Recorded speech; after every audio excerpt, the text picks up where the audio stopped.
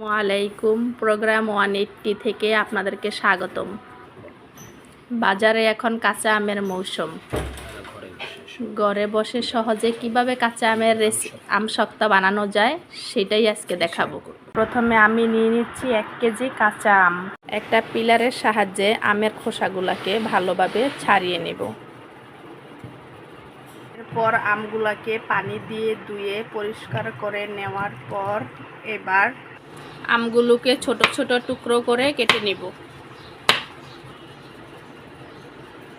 কেটে নেওয়ার পর সবগুলো আমের টুকরো একটা পাতিলে নিয়ে নিচ্ছি। আমগুলো ভালোভাবে সিদ্ধ হওয়ার জন্য আমি পানির পরিবর্তে চিনি দিয়ে দেব। চিনি দিলে আলাদাভাবে পানি দেওয়ার প্রয়োজন হয় না। কাঁচা আম সিদ্ধ হইতে বেশি সময় লাগে না। এমনভাবে সিদ্ধ করে নিতে হবে যেন চাপ দিলেই গলে যায়। দেখুন, আমরা এখন খুব স্মুথ একটা আমের পিউরি পেয়েছি। কিন্তু আমের এই পিউরিটা অনেক বেশি ঘন, তাই অনবরত নাড়তে হবে। কিছুক্ষণ জাল করে নেওয়ার পর এখন আমি দিয়ে দিব স্বাদ মতন লবণ। এটা আমি বিট লবণ ব্যবহার করছি। এরপর কালো গোলমরিচের গুঁড়ো দিয়ে দিব। এবার একটু ভালোভাবে আমি নাড়িয়ে নেব যেন এটা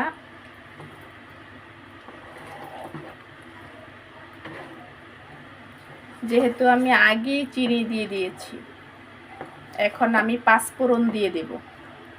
পরিমাণ মতো পাঁচফোড়ন দিয়ে দেব।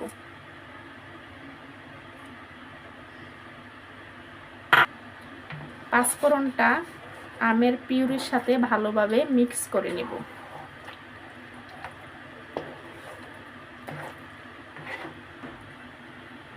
এখন আমি পরিমাণ মতো দিয়ে দেব চিলি ফ্লেক্স।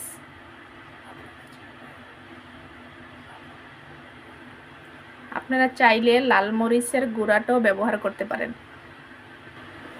আমসত্ত্ব তৈরি করার জন্য কিন্তু আমের মিশ্রণটা এখন তৈরি হয়ে গেছে। চুলা থেকে নামিয়ে মিশ্রণটাকে ঠান্ডা করে নেব। আমের এই মিশ্রণটিকে কড়া রোদে শুকিয়ে নিব। রোদে ভালোভাবে শুকিয়ে নিয়েছি। দেখুন কত সুন্দর করে শুকিয়েছে।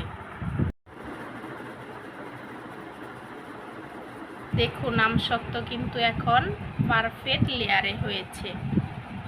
ভিডিওটি যদি ভালো লাগে অবশ্যই চ্যানেলটিকে সাবস্ক্রাইব, লাইক, শেয়ার করতে ভুলবেন না।